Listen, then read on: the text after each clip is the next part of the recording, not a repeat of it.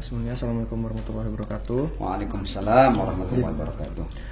Sebelumnya terima kasih banyak Ustadz Habib Abdillah Babut atas kesempatannya kepada kami mahasiswa dari Hubungan Internasional Universitas Muhammadiyah Malang, yang mana pada kesempatan kali ini kami mendapatkan tugas untuk riset, untuk melakukan wawancara dengan Ustadz mengenai resolusi konflik Syiah, yang mana kami dalam tugas ini diampu oleh Bapak Ruli Inayah Ramadan dalam mata kuliah studi perdamaian dan resolusi konflik. Jadi mungkin pertanyaan tidak jauh-jauh dari resolusi konflik Syiah yang ada di Indonesia, mungkin Ustaz. Sebelumnya di sini saya Muhammad Rafi Wisnu Pratama, dan ada teman-teman saya juga, ada Muhammad Diva, ada Sri Rahayu, ada Vira Shika, dan juga ada Elinur Setianti yang sama-sama dari Hubungan Internasional Universitas Muhammadiyah Malang. Ustaz, sebelumnya apa kabar Ustaz? Ya, Alhamdulillah, baik sekali. Dan saya merasa berbahagia bisa berjumpa dengan teman-teman dari Hubungan Internasional ya. Inggris, UMM, Universitas Muhammadiyah Malang ya. Betul, Ustaz. Karena saya juga kebetulan lahir di Malang. Oh, iya. Jadi kalau ada Malangnya itu saya agak bahagia sedikit. Ada kaitan historis juga ya. Gitu. Mungkin langsung saja Ustadz. Jadi karena kami ini kan membahas Syiah gitu kan, mungkin dari masyarakat sendiri ini kan banyak yang entah misinformasi atau mispersepsi mengenai sebenarnya Syiah itu apa sih gitu kan. Kita kan jarang juga Ustadz mendapatkan informasi ibaratnya yang memang langsung dari orang yang mendalami Syiah atau memang orang yang ada di dalam kelompok Syiah tersebut, khususnya di Indonesia ini ya Ustadz ya. Mungkin Ustadz sendiri bisa menjelaskan gitu Ustadz, sebenarnya Syiah itu awal mulanya seperti apa Ustadz, sejarahnya atau mungkin asal usulnya gitu Ustadz, serta aliran-aliran yang ada di Syiah sendiri gitu Ustadz. Ya, nanti saya jawab. Kalau seandainya ada poin yang belum terjawab bisa ditanyakan lagi ya. Jadi pertama sekali lagi saya ucapkan terima kasih karena kenapa saya sangat mengapresiasi, karena kita ini pengikut Syiah ya, atau ada dua nama sebenarnya, pengikut Ahlul Bait dan disebut dengan Syiah. Kita jarang kali didatangi langsung seperti ini ya. Orang-orang mau mengambil informasi atau mengkonfirmasi tentang sebuah ideologi dari kita sendiri jarang. Kebanyakan mereka itu mengambil dari tempat-tempat, khususnya mereka yang memang sudah punya pandangan negatif ya terhadap Syiah, sehingga mereka bersikap tentang Syiah berdasarkan sumber-sumber yang memang sejak awal sudah negatif terhadap Syiah.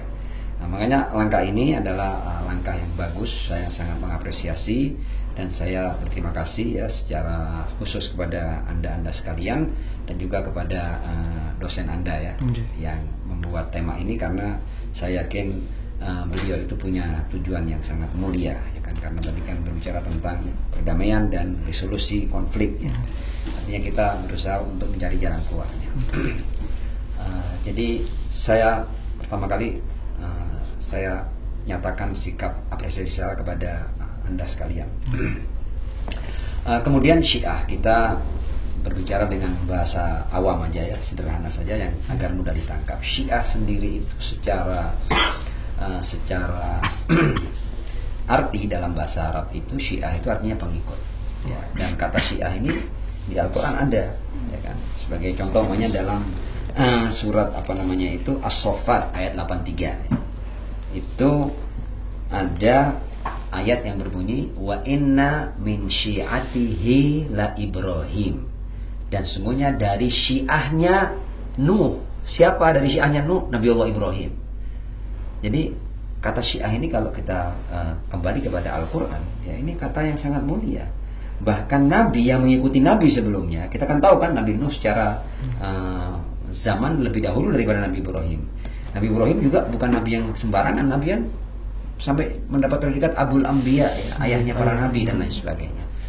Dan itu predikatnya Ibrahim di dalam Al-Quran, Syiahnya Nuh. Wa inna min syiatihi la Ibrahim. Ya. Atau juga dalam kejadian apa namanya itu, ketika Nabi Allah Musa alaihissalam melerai orang yang sedang bertikai, dan kemudian pukulan Nabi Musa itu sampai membuat orang yang apa namanya itu, yang berusaha untuk melakukan perkelahian itu akhirnya terbunuh. Itu dikatakan di Al-Quran, hada min syiatihi wa hada min aduwih. Ini dari syiahnya Musa, ini dari musuhnya Musa. Jadi kalau kita kembali kepada bahasa, jadi syiah itu sendiri sangat sakral, suci di Al-Quran. Nabi Ibrahim diberi predikat sebagai syiahnya Nuh alaihissalam. Saya tidak perlu perpanjang karena biar tidak kayak kuliah ya. Itu secara bahasa.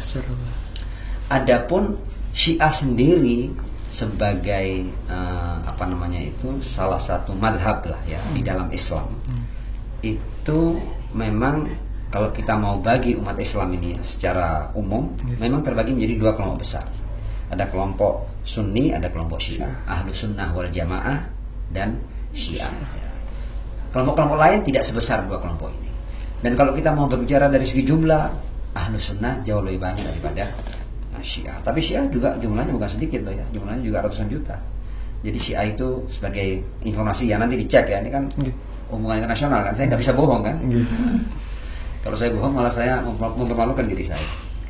Makanya di Iran itu Syiah mayoritas, di Irak Syiah mayoritas, di Lebanon ya itu kalau mayoritas tidak ya, tapi bisa dikatakan kelompok yang cukup besar lah ya. Kemudian di Bahrain itu mayoritas. Di Saudi Arabia itu jutaan Syiah. Meskipun Saudi itu kalau kita kenal adalah negara yang cukup apa namanya itu, yang cukup memandang sebelah mata terhadap Iran dan Syiah ya kan. Karena kan mereka punya ideologi Wahabi ya, dan Wahabi ini yang paling sengit terhadap Syiah. Tapi di negara Saudi Arabia sendiri itu jumlah Syiah juga jutaan.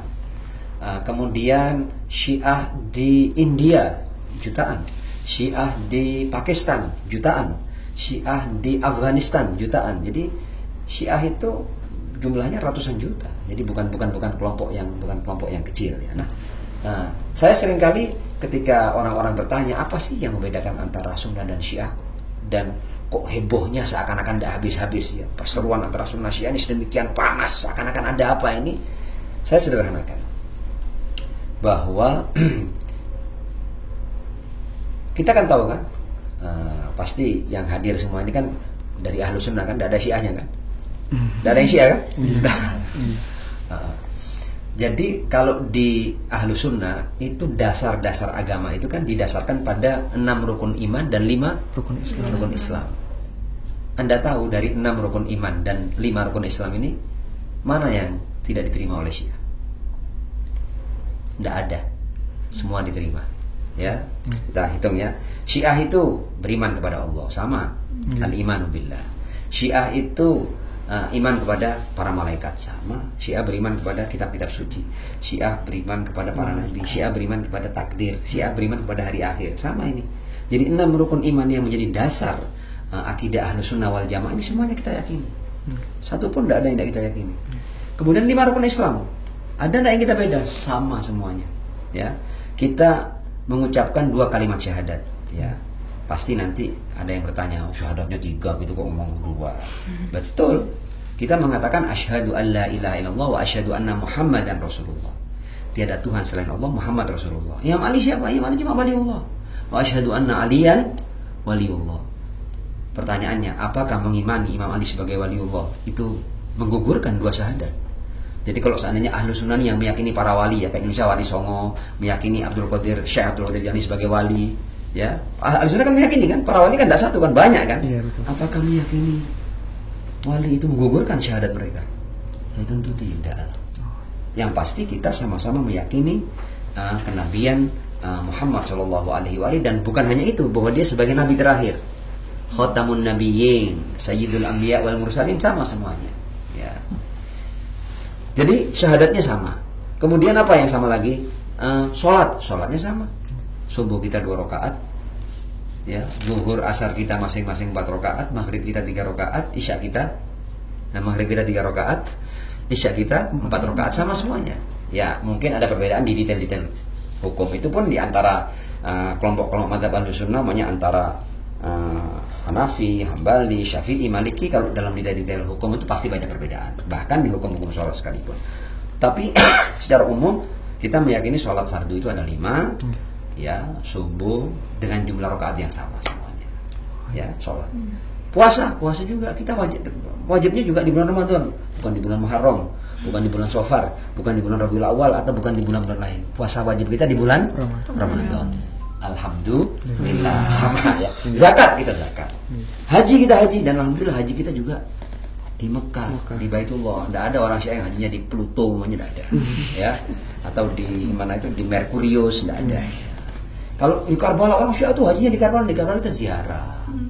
Ziarah, ya kan, kalau ziarah dianggap haji, berarti semua orang ahli sunnah yang ziarah ke para wali ini haji juga mereka. Ya enggak juga, ya. Sama semuanya. Apalagi tadi? 2 kalimat syahadat, sholat, puasa, zakat, haji, sama semuanya. Lalu apa bedanya? Kalau semuanya sama, kenapa kok berseru? Bedanya ada. Nah, ini saya mau jujur nih. Bedanya di mana? Ini perbedaan yang penting antara sunnah Syiah. Bedanya ya antara sunnah dan Syiah itu, kalau Syiah itu meyakini imamah ilahiyah dari beginning of world, ya kan, beginning of apa namanya itu, human being, ya. Ini bukan berarti saya bisa bahasa Inggris, Pak, ya. Karena saya akan ketemu dengan mahasiswa, ya, saya berusaha untuk menyamakan frekuensi, ya. Dari sejak awal sampai akhir, to the end of day, ya, dari from the beginning to the end of day, ya, itu kita meyakini imamah ilahiyah, bahwa dunia ini tidak pernah kosong dari orang-orang yang ditunjuk oleh Tuhan sebagai pemimpin umat manusia. Kita meyakini imamah ilahiyah. Karena itu kita meyakini pemimpin umat manusia itu sebenarnya ya Adam alaihissalam, pemimpin, Nabi Nuh, semua para nabi ini.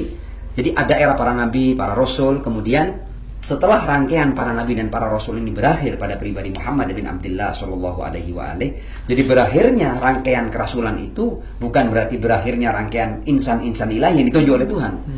Yang bedakan apa? Yang bedakan bahwa risalah dan kitab suci yang dibawa oleh nabi terakhir ini sudah sempurna. Tidak akan ada risalah baru, tidak akan ada wahyu baru. Kitab sucinya ya ini, sama ini, podo baik. Ya. Ya, hanya saja kita meyakini pasca Rasul ada orang-orang ditunjuk oleh Tuhan melalui Rasulullah. Itu yang kemudian kita meyakini sebagai 12 imam gitu, ya. Pertamanya Imam Ali bin Abi Thalib, kemudian Imam Hasan, Imam Hussein, Imam Ali Zainal Abidin, Imam Muhammad Al-Baqir, Imam Ja'far Shadiq, Imam Musa Al-Kadhim, Ali Ar-Ridha, ya, Muhammad Al-Jawad, Ali Al-Hadi, Hasan Askari, dan yang terakhir imam yang ke-12 itu Imam Mahdi, Sahibul Asri wa Zaman. Dan kita punya keyakinan yang agak aneh tentang Imam Mahdi. Imam Mahdi ini kita meyakininya dia lahir pada 15 Sya'ban tahun 255 Hijriah. Sekarang kan sudah 1400-an kan. Ya, sampean agak sulit jadi Syiah. Karena sampean harus meyakini seorang yang lahir sudah puluhan abad yang lalu dan hidup sampai sekarang dan memimpin. Aneh kan? Nah, makanya jangan jadi Syiah. Ya kan? Susah jadi Syiah. Anda harus meyakini seorang pemimpin yang lahirnya 255 Hijriah. Tapi itulah keyakinan kita, bahwa kita meyakini bahwa dunia ini tidak boleh kosong dari orang yang ditunjuk oleh Tuhan. Jadi kita meyakini imamah ilahiyah dari awal sampai akhir.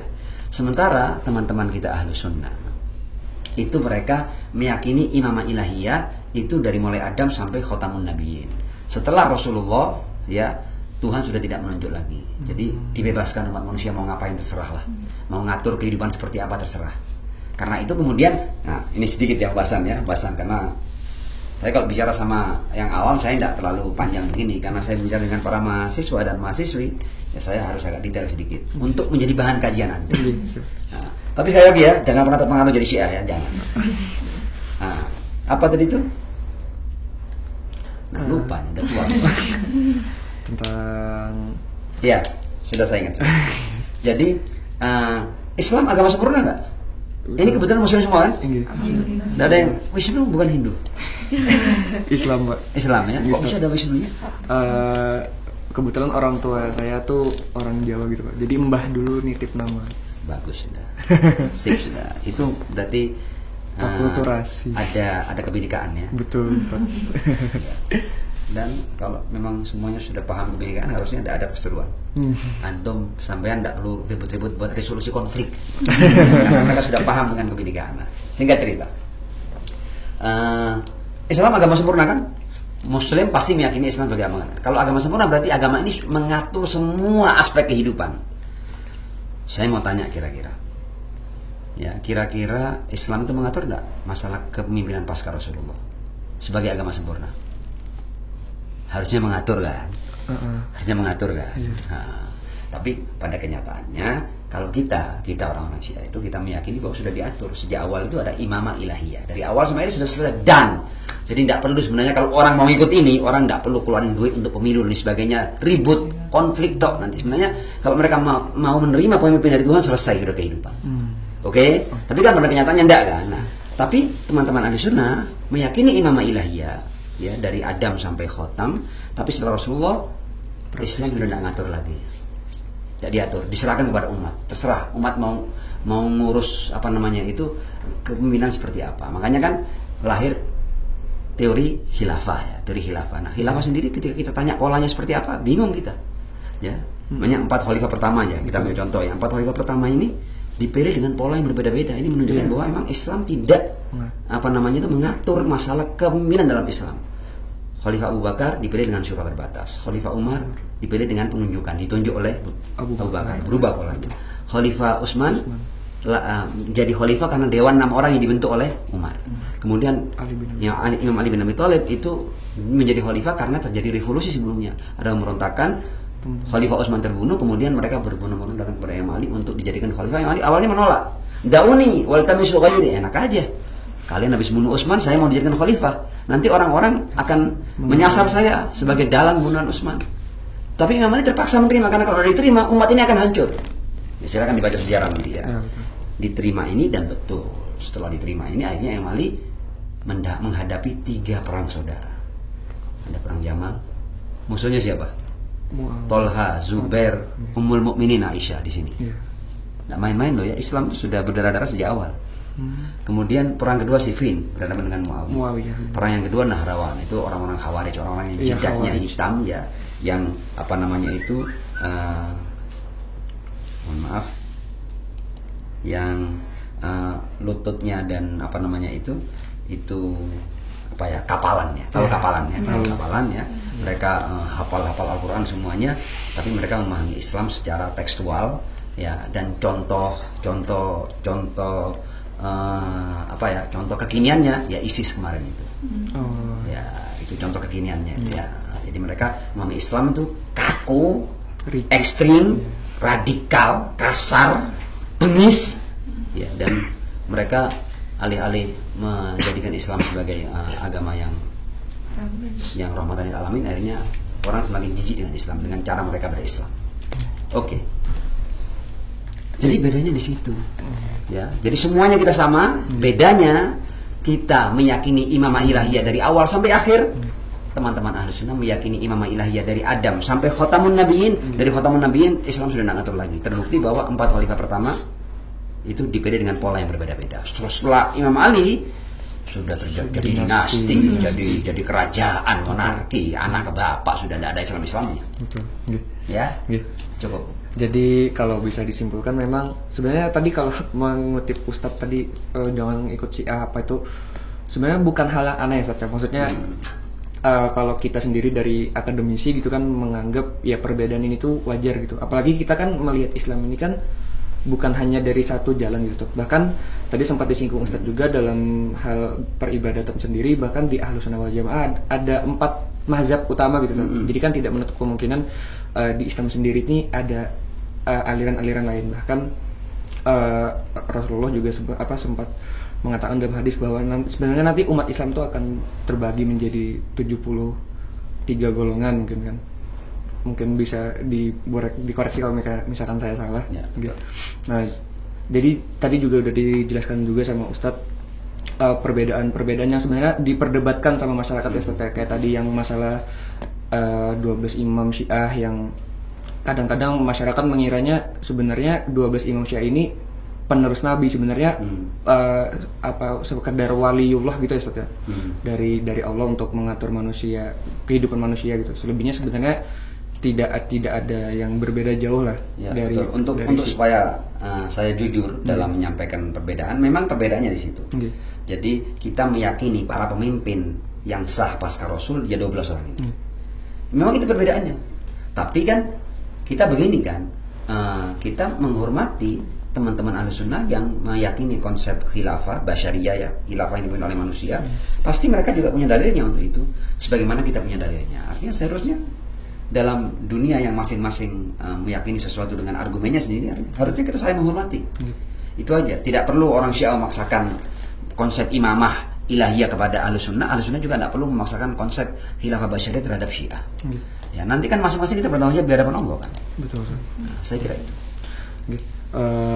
Tadi kan sudah dibahas banyak soal Ustadz ya, sejarah Syiah, asal usul Syiah segala macam, dan sudah disinggung Ustadz juga perbedaan-perbedaan antara Sunni dan Syiah. Ini kan secara global Ustadz ya, secara umum.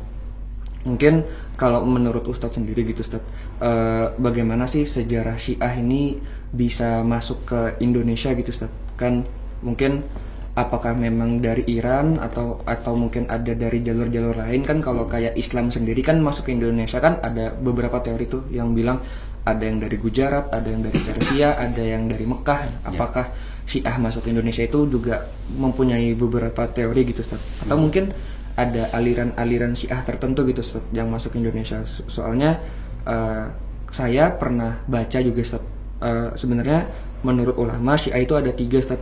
Syiah Ghaliyah, Syiah Rafidah, dan juga Syiah Zaidiyah. Atau mungkin nanti Ustadz bisa mengklarifikasi atau mungkin membenarkan apabila ada yang ada salah sebut gitu dari golongan-golongan Syiah yang tadi saya sebutkan. Mungkin bisa dijelaskan Ustadz. Ya. Pertama kali banyak orang yang salah paham ya, dianggap Syiah itu baru ada setelah revolusi Islam di Iran. Ya kan? Pertama, bahwa Iran itu sebelum revolusi sudah ada Syiah di sana. Ya kan, jadi Syiah itu bukan lahir setelah revolusi. Karena ya kan, jadi, dan kemudian kalau kita berbicara Syiah itu memang sejak awal, sejak di zaman Rasul itu sudah ada. Ya, kenapa saya katakan ada? Saya kasih dalil yang paling gampang sudah. Itu ketika turun ayat ulaika hum khairul bariyah, silakan dikaji lebih jauh ya. Saya cukup kasih clue-nya aja. Ulaika hum khairul bariyah. Mereka adalah sebaik-baik manusia, ya kan. Orang bertanya kepada Rasul. Ini dalam yang saya baca ini riwayat Ahlussunnah ya, bukan riwayat Syiah. Kalau riwayat Syiah kan pasti kan akan membenarkan kita. Enggak, cuma ini riwayat Ahlussunnah. Ini salah satu aja, ada ratusan bukti. Kemudian orang bertanya, man hum khairul bariyah ya Rasulullah, siapa orang-orang terbaik itu? Rasul berkata, hum anta wa syi'atuka ya Ali. Mereka adalah engkau dan Syiahmu. Jadi sudah terlontar lewat lisan suci Rasul Shallallahu Alaihi Wasallam ini berkali-kali kata Syiah. Jadi Syiah itu memang sudah sejak Rasul masih hidup itu Rasul sudah menyebut istilah Syiah. Jadi Syiah ini bukan hal baru.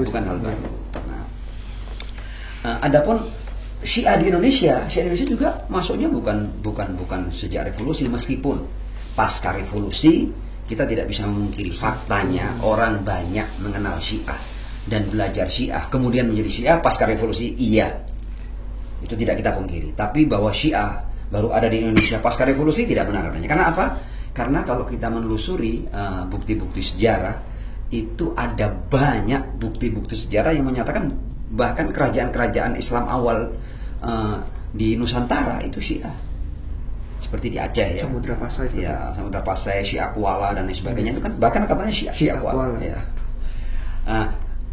Tapi saya akan ngasih bukti kalau ini sejarah kan berdasarkan data, apakah data itu valid atau enggak, ya kan begitu kan? Saya kasih bukti-bukti yang real, yang faktual, adalah tradisi Syiah.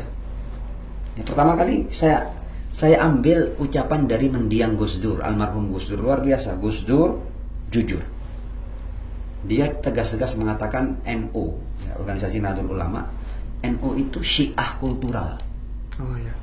Luar biasa kan, berani dia mengatakan NU itu Syiah kultural. Atau NU itu Syiah minus imamah. Ini ucapan-ucapan Gus Dur, ya kan? Yang apa namanya itu buktinya bisa dengan mudah untuk ditemukan sekarang ini. Saya tambah lagi, ada banyak tradisi ya di masyarakat Indonesia ini. Kan kalau budaya kan tidak dibuat-buat kan, berarti ini sudah menjadi kultur kan, turun temurun ini kan. Itu adalah tradisi Syiah. Saya kasih contoh namanya Maulid. Maulid itu bahkan orang seperti yang ngomong ini ketua PBNU Kiai Haji Said Agil Siroj. Dia tegas mengatakan bahwa kita pertama kali yang merayakan Maulid itu orang-orang Syiah. Jadi tradisinya Syiah. Berarti tapi Anda kalau ke negara-negara Arab seperti di mana itu di Saudi Arabia atau Anda kemana ya ke saya ambil contoh ke negara-negara Arab yang mana ya itu tidak terlalu marak Maulid. Maulid itu semarak di Indonesia sama di negara-negara yang ada Syiahnya, ya kan? Kalau Saudi Arabia Wahabi malah membid'ahkan Maulid, haram Maulid malah. Ya, jadi Maulid itu tradisi Syiah menurut bukti sejarah dan pengakuan ulama-ulama Ahlus Sunnah. Itu Maulid di Indonesia dari kampung ke kampung setiap hari ada Maulid. Di tradisinya Syiah. Tahlilan, khataman Quran, tradisi Syiah. Ya, atau kalau Anda ke daerah Padang Pariaman ya, upacara tabut itu, peringatan syahidnya Imam Husain, tradisi Syiah. Ya, bubur syuro, tradisi Syiah. 10 Muharram, hari Asyura. Ya, itu ada banyak. Ini yang saya sebut sedikit. Kalau saya mau sebut semuanya akhirnya ya, wawancara kita jadi sehari semalam. Tapi setidaknya bahwa bukti-bukti sejarah dan kultur masyarakat Indonesia itu membuktikan bahwa kultur dan tradisi Syiah itu hidup di hampir seluruh wilayah Indonesia. Contoh umumnya ketika ada paceklik, ya, ketika ada sebuah wabah yang kayaknya kayaknya solusi manusia biasa tidak bisa selesai, sudah kayak pandemi kemarin umumnya ya. Itu masyarakat NU umumnya mereka punya tradisinya apa? Baca li khamsatun utfi biha harral wabail hati ma'al Mustafa Rasulullah wal murtada ya Ali wa ibnahum dan kedua putranya Hasan Husain wa Fatimah dan Sayyidah Fatimah. Kultur Syiah. Ya kan? Tawassul, tabarruk, ziarah kubur. Itu kultur Syiah. Kalau di Islam yang tanda kutip ya itu apalagi yang Sunni Wahabi ya, itu malah haram ziarah kubur, ya kan? Syirik ziarah kubur. Bahkan kita kalau mau ngusap gini syirik, minta barokah sama Allah. Padahal kita cuma mengambil berkah karena kita cinta sama Rasul, kita pegang dorihnya, pegang makamnya. Sudah dianggap syirik itu. Terus sejak kapan kita menyembah Nabi Muhammad? Ya kan? Kalau mencium makam karena kita cinta itu syirik, berarti mulai sekarang jangan ada yang mencium istrinya, jangan ada yang mencium anaknya, karena berarti itu syirik nanti. Jadi kita mencium makamnya Rasul ya, kalau Anda di mana itu di Saudi sana bisa kena sabet karena dianggap musyrik, syirik, haram. Ya, apa tadi kita ngomong? Kemudian jadi bahwa Syiah itu sudah ada bukan hanya pasca revolusi, tapi tidak kita pungkiri bahwa pasca revolusi kemudian ketika orang kemudian mengkaji tentang Imam Khomeini, mengkaji tentang Iran, mengkaji tentang Republik Islam Iran, kemudian mereka akhirnya paham, oh ternyata mazhab mereka Syiah. Memang kemudian orang-orang belajar Syiah dan tidak sedikit orang yang menjadi Syiah pasca revolusi. Itu benar adanya, termasuk korbannya saya ini. Syiah pasca revolusi. Jadi kan tidak bisa dipungkiri juga ya Ustaz ya, memang pasca revolusi memang Syiah di Indonesia ini berkembang pesat. Nah, jadi mungkin kalau skopnya bisa saya kecilkan lagi Ustaz ya. Kan kita kan bicara tadi global, Indonesia, kemudian mungkin di Jawa Timur Ustaz ya, karena kita kan basisnya di Jawa Timur. Salah satu yang sempat saya baca juga Ustaz, mungkin salah satu yayasan yang berafiliasi dengan Syiah yang cukup besar juga itu YAPI Ustaz, Yayasan YAPI yang ada di Bangil. Kalau saya tidak salah baca juga berkembangnya juga pasca revolusi Iran juga Ustaz ya. Dan salah satunya juga mungkin organisasi Ahlul Bait Indonesia ini juga, atau bagaimana Ustaz? Organisasi Ahlul Bait ini Ustaz. Saya berbicara YAPI dulu. YAPI itu adalah pesantren. Pesantren yang kebetulan didirikan oleh kakek saya sendiri. Jadi almarhum Al Habib Ustadz Hussein bin Abu Bakar, Hussein bin Abu Bakar Al Habsyi itu adalah kakek saya. Dia pendiri YAPI. YAPI sejak awal itu pondok Ahlus Sunnah. Ya, artinya YAPI sudah ada sebelum revolusi. Ya, mulai di Bondowoso, kemudian ada di Probolinggo, kemudian di YAPI, di mana di Bangil dan di Kenep sekarang. Tapi di Bangil juga ada, di Kenep juga ada. Dan sebenarnya dia bukan lembaga Syiah. Sejak awal dia memang pondok pesantren, tapi memang almarhum kakek saya itu orangnya terbuka, dan dia ketika terjadi revolusi Islam Iran, dia juga memberikan izin ya kepada para siswanya untuk menelaah tentang Syiah. Dan memang kita tidak bisa pungkiri setelah terjadinya keterbukaan itu dan mereka menelaah Syiah, tidak sedikit dari murid-murid yang kemudian menjadi Syiah. Tapi memang sejak awal YAPI bukan lembaga yang Syiah, bukan lembaga yang berdiri sebagai lembaga Ahlus Sunnah wal Jamaah, meskipun ya sekarang ini banyak dari para gurunya, tidak semuanya, dan dari para muridnya yang bermadhabkan Syiah, tapi tidak semuanya. Jadi Anda kalau datang ke YAPI itu yang bersedekap ada, yang bukan Syiah juga ada, bahkan sebagian besar gurunya bukan Syiah. Nah kalau ABI memang adalah sebuah organisasi, memang namanya Ahlul Bait Indonesia, itu berdiri tahun 2010, memang organisasi Syiah. Ya benar itu. Dan kita sekarang sudah ada di periode ketiga. Saya kebetulan menjadi ketua DPW Jatim ya. Ini untuk periode yang kedua. Sudah tidak bisa. Yang ketiga tidak bisa sudah. 2 periode batas. 2 periode saja Ustaz ya. Tidak bisa cukup 2 periode. Tapi mungkin untuk dari ABI sendiri dari awal 2010 sampai sekarang 2022 kan tidak sebentar gitu Ustaz. Mungkin perkembangannya ABI ini seperti apa Ustaz? Baik secara organisasinya ataupun mungkin jamaahnya gitu Ustaz. Apakah mengalami kesulitan seperti itu dalam berbaur atau ya. Sebenarnya kalau kita mau jujur, masyarakat Indonesia ini masyarakat yang sejak awal memang sudah multi etnis, multi suku, multi agama, multi ras ya kan, multi kultur, multi bahasa ya. Apalagi Indonesia ini ribuan pulau ya. Jadi sebenarnya Indonesia ini tidak pernah bermasalah dengan perbedaan, apakah itu perbedaan ras, suku, agama, madhab, sekte. Tidak pernah ada perbedaan ya. Orang di Indonesia ini jangankan antara Sunni dan Syiah, yang bedanya hanya satu tadi ya. Perbedaan fundamentalnya itu hanya masalah siapa pasca Rasulullah. Kita meyakini yang pasca Rasul para imam suci Ahlul Bait. Teman-teman Ahlus Sunnah meyakini yang lain. Di situ itu tak perbedaannya. Di hal-hal lain kita semua sama. Ya. Jadi perbedaan yang paling fundamental hanya itu.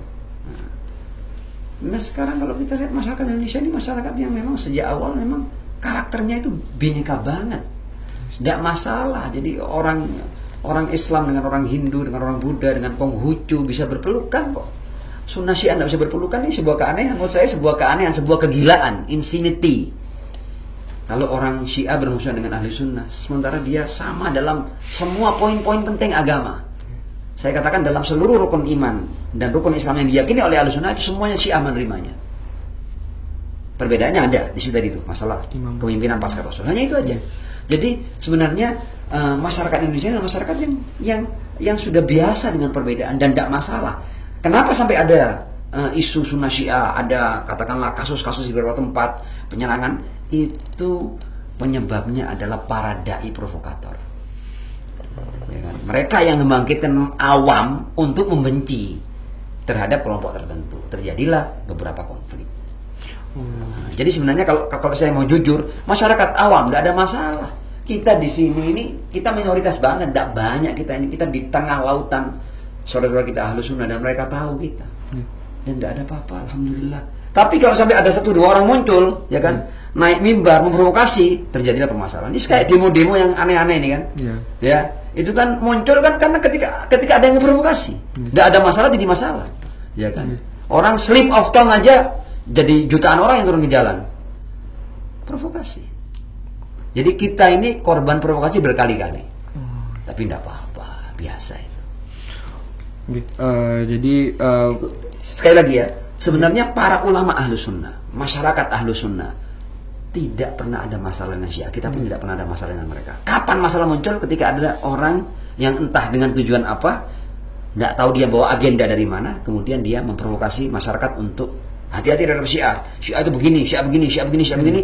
Dia dia kumpulkan berbagai macam fitnah dan hoax atas Syiah. Kemudian dia pastilah orang marah. Contoh hoax yang paling mengerikan dan paling menjijikkan serta menurut saya bertanggung jawab di hadapan Tuhan nanti itu.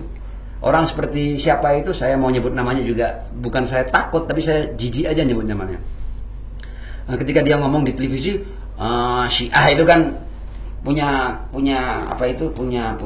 keyakinan kawin mut'ah. Mereka boleh minjemkan istrinya seminggu 2 minggu untuk di mut'ah.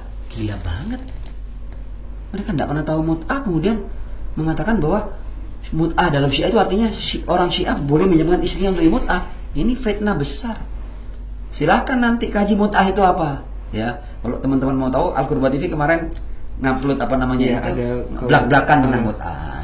Itu sama enggak mut'ah dengan yang seperti yang artinya mereka itu berani membuat fitnah terhadap Syiah. Loh, ketika mereka memfitnah Syiah seperti itu, masyarakat tidak benci, ya pasti benci. Bahkan saya kasih contoh lain. Ini korban fitnah lah. Saya katakan, kok tidak takut mereka kepada Allah? Ada seorang dai yang setiap minggu pagi itu punya acara yang datang itu lebih dari 1000. Apa yang dia katakan? Tidak tahu dia dapat informasi dari mana. Oh, di Syiah hati-hati loh, jangan sampai ikut Syiah. Syiah itu mengkafirkan sahabat, Syiah itu begini-begini. Dan di antara yang ngomong apa? Syiah itu boleh seorang anak menggauli ibunya. Gila nggak? Ketika dia sampaikan terang-terangan fitnah seperti itu, bagaimana orang tidak benci kepada Syiah? Ya pastilah kita diserang, pastilah kita ditimpukin. Dan kalau sejarah fitnah ditimpukin, bukankah Rasulullah orang yang paling pertama ditimpukin? Karena fitnah. Saya katakan, Anda boleh senyum-senyum di dunia, Anda boleh melihat orang Syiah dilempari, tapi Anda bertanggung jawab di hadapan Allah. Jangan main-main. Ya. Jadi mungkin kalau bisa dielaborasikan, berarti titik kesalahpahaman atau mungkin titik konflik awalnya gitu, berarti ada provokator gitu ya, ada provokasi gitu ya Pak ya, yang ditujukan kepada kelompok Syiah mungkin. Sebenarnya kalau tadi dibahas juga dari atas, maksudnya dari ulama-ulama baik Sunni maupun Syiah, sebenarnya tidak ada perbedaan yang terlalu berarti lah. Bahkan di Timur Tengah sendiri tadi Ustadz sempat memberikan contoh bisa hidup berdampingan gitu kan. Betul. Dan saya tambahkan lagi, karena kalian adalah orang-orang yang di hubungan internasional ya, pasti kalian akrab dengan masalah-masalah politik. Ya kan? Kok kemudian Syiah disasar? Ini saya akan berbicara sebuah analisa untuk dikaji berikutnya ya. Jangan Anda terima sebagai dikte ya, ini bukan dogma. Wacana untuk Anda kaji, benar enggak yang saya ucapkan ini? Syiah itu dimusuhi karena Syiah berani melawan hegemoni Amerika. Ya, jadi Anda tahu ketika revolusi Islam Iran belum pecah, masyarakat Iran itu mayoritas Syiah banget. Shah Reza Pahlavi itu Syiah. Syiah. Jadi Shah Reza itu Pahlavi itu ya Syiah. Syiah banget dia. Tapi Syiah yang tidak pernah menjadi ancaman bagi hegemoni Amerika. Kenapa kok Iran setelah revolusi dimusuhi? Karena Iran begitu revolusi pecah, Imam Khomeini menyatakan kedutaan Israel, diplomatnya diusir semuanya, dijadikan kedutaan besar Palestina. Imam Khomeini menyatakan begitu, melawan hegemoni Barat. Ketika Amerika menjadi pelindung terbesar negara penjajah seperti Israel, Iran mengatakan bahwa Israel harus dihapus daripada dunia. Iran melawan Amerika. Ya, makanya di antara tokoh yang diapresiasi oleh mendiang almarhum Imam Khomeini adalah Insinyur Soekarno, founding father kita, karena dia berani melawan kepada Amerika. Dan kalau Anda lihat ide-ide politiknya, ya itu sama antara Imam Khomeini dengan Bung Karno. Banyak samanya, bukan sama persis, tapi banyak samanya. Jadi Syiah ini berkembang karena apa? Karena pasca revolusi masyarakat Islam di Iran itu ingin menjadikan sebuah ini bukan hal kecil loh ya. Ini bukan hal kecil sebenarnya kalau umat Islam paham, harusnya seluruh umat Islam baik sunnah ataupun apapun mazhabnya harus mendukung Iran. Karena Iran yang diangkat Islamnya, bukan Syiahnya. Republik Islam apa Syiah? Islam Iran. Islam kan tidak disebut juga Syiahnya. Padahal mayoritas Syiah, ya kan? Tapi juga perlu diketahui di Iran itu ada beberapa provinsi yang mayoritas Ahlus Sunnah, kayak Sistan, Baluchistan, Kurdistan, ya, itu mayoritas masih Ahlus Sunnah dan tidak ada masalah. Nah, dan Iran menampilkan Islam sebagai sebuah pola manajemen sebuah negara, menampilkan Islam, ya. Islam belum pernah ditampilkan sebagai sebuah sebuah bentuk pemerintahan selain Iran, Republik Islam Iran. Dan ini melawan demokrasi liberal. Barat itu menghancurkan dunia, menguasai dunia dengan jargon demokrasi liberal. Iran menampilkan tidak, Republik Islam, demokrasi berdasarkan Islam. Dan ternyata berkembang.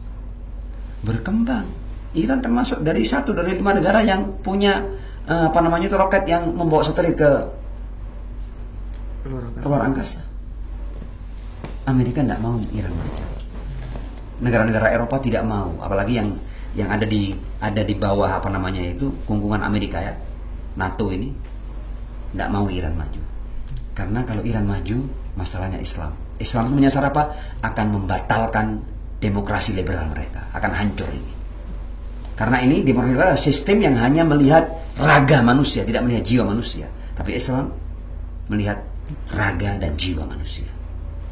Dan ini berhasil sebenarnya. Dan tidak akan pernah bisa diapa-apain Iran ini. Yang ada dari waktu ke waktu akan berkembang. Saya kasih contoh juga, ya kan? Palestina itu ada Syiahnya, Sunni banget, ahli sunnah. Siapa yang paling mati-matian dukung Palestina? Persenjataan, uang, dan pelatihan, sampai akhirnya berhasil memukul mundur Israel dari Gaza itu siapa? Orang-orang Syiah semuanya memberikan pelatihan kepada mereka. Makanya Ismail Haniyah, ya, pemimpin Hamas itu datang ke Iran ketika Syahid Qasem Soleimani dibunuh itu. Dia tampil di mimbar Jumat Iran, dia katakan bahwa Syahid Qasem Soleimani itu Syahidul Quds. Dialah orang yang berjasa untuk membuat kita berdaya. Jadi tunel-tunel, kemudian mereka bisa buat roket sendiri, ya. Itu semuanya ajaran Qasem Soleimani. Syi'i membela saudara Sunninya di Palestina.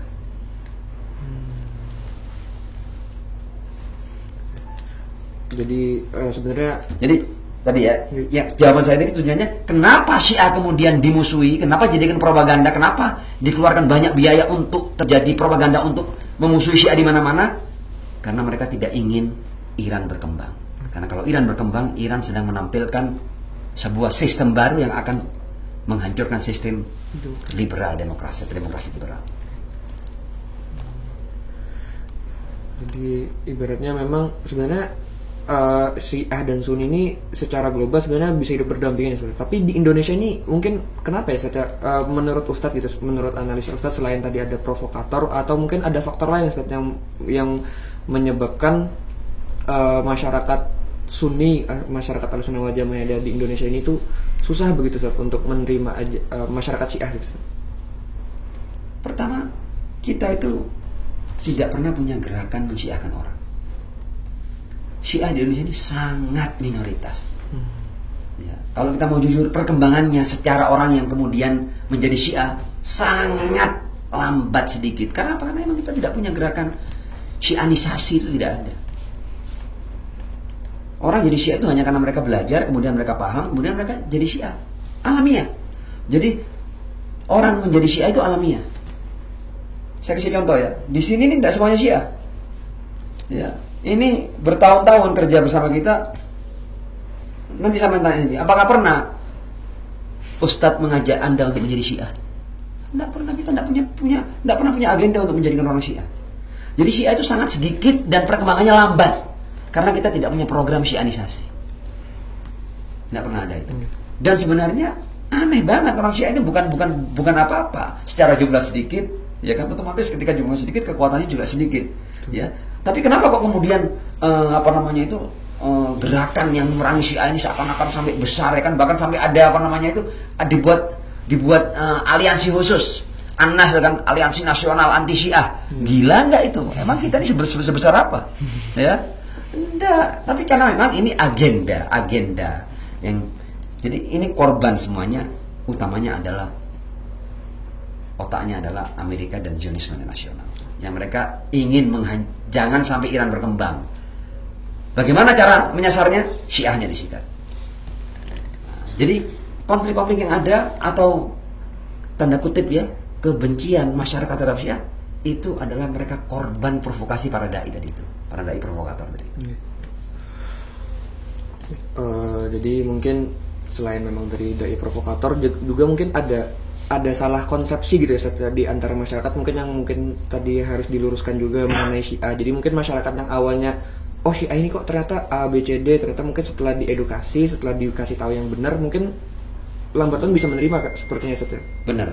Tapi saya juga ingin berbicara seperti ini, bahwa yang mengklarifikasi jangan orang Syiah doang. Saya yakin tidak sedikit ya kan ulama-ulama Ahlus Sunnah yang paham tentang Syiah itu seperti apa. Tapi mereka harus speak up dong. Ya kan, mereka harus, karena dalam Islam itu Anda punya tanggung jawab loh untuk watawasau bil haq loh ya. Surat Wal Asr itu ya, Wal Asr innal insana lafi khusr illa alladziina amanu wa amilus shalihat wa tawasau bil haq. Kalau Anda tahu kebenaran dan Anda tidak ungkap, Anda bertanggung jawab di hadapan Tuhan. Anda tidak perlu jadi Syiah, tapi Anda speak up tentang Syiah yang benar. Ya kan? Jangan kita yang mengklarifikasi. Kalau kita mengklarifikasi nanti kita dituduh taqiyah lagi. Repot kan kita kan. Jadi kalau kita ngomong jujur sedang taqiyah. Habis dah kita, habis dah. Jadi kita sejak awal akarnya udah dibunuh. Syiah kalau ngomong jangan percaya, punya konsep taqiyah. Parah kan? Jadi nggak bisa. Jadi Anda ini kalau Anda sudah kena brainwashing mereka, ya kan? Anda tidak akan pernah percaya Anda. Jadi omongan yang alamiah seperti ini tidak akan pernah tercipta. Kenapa? Karena mereka sudah mensuges dulu bahwa Syiah punya taqiyah. Jadi apa yang diungkap tidak sama dengan apa yang disembunyikan. Jadi menurut saya yang speak up itu jangan hanya orang Syiah, tapi orang-orang Ahlus Sunnah. Kenapa? Karena bersatunya umat Islam itu perintah Tuhan. Jadi semua kita ini punya tanggung jawab dari Tuhan untuk membuat umat ini bersatu, apapun mazhabnya. Jadi bukan tanggung jawab kita doang. Dan upaya-upaya persatuan ini kayak Iran, Republik Islam Iran itu, mereka itu sampai punya pekan persatuan. Dalam setiap tahunnya ada pekan persatuan dari tanggal 12 Rabiul Awal sampai tanggal 17 Rabiul Awal. Ini hari kelahiran Rasulullah kan, Maulid Nabi kan. Di saat Maulid Nabi, Iran itu negaranya mengundang berbagai macam ulama dari berbagai macam penjuru dunia, dan mayoritas yang diundang itu Ahlus Sunnah untuk merumuskan prinsip-prinsip persatuan ya kan di tengah-tengah umat Islam, dan itu yang diundang dari seluruh negara. Indonesia setiap tahun ada wakilnya. Jadi sampai upayanya, jadi Iran juga berupaya jangan sampai umat Islam ini mau diadu domba hanya karena perbedaan mazhab. Sampai kapan kita akan bodoh seperti ini, diadu domba dengan hal-hal yang apalagi yang tidak dasarnya bukan fakta. Nah, saya katakan kalau kenapa para ulama itu tahu persis lah. Para ulama tahu persis lah. Syiah tahu persis mereka. Harus pick up mereka. Jadi jangan yang ngomong cuma yang para provokator, tapi sebenarnya masalahnya juga sudah dibangun. Kalau orang mendukung Syiah itu jangan-jangan Syiah, takut orang. Seolah-olah Syiah ini gerakan yang haram gitu ya. Seperti itu. Jadi tadi udah banyak dijelaskan Ustaz ya mengenai mulai dari sejarah, terus juga titik kesalahpahaman juga di masyarakat, juga ibaratnya Ustadz membantu meluruskan kira-kira apa yang salah lah dari masyarakat, bagaimana masyarakat ini memandang Syiah gitu kan sebagai sebenarnya salah satu bagian dari Islam juga.